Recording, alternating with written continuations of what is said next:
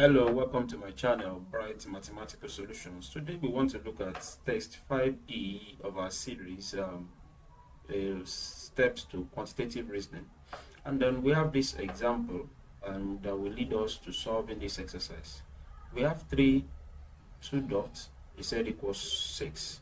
2, 3 dot equals 6. 5, 4 dot equals 20. So technically what it means is that 3 multiplied by 2 equals 6. 2 multiplied by 3 equals 6. 5 multiplied by 4 equals 20. So it is this understanding that I will take into this expression. So let us look into it. 5, we have 3 dots. So that is 3 multiplied by 3. And that gives us 9. So our answer is B.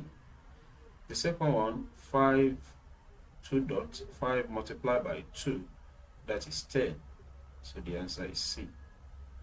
This next one, we have unknown, and we have 1, 2, 3, 4, 5. So we have 5 dots, and they said equals 6. That means 30 divided by 5. 30 divided by 5, that is 6. So our answer is E. The next one, 7.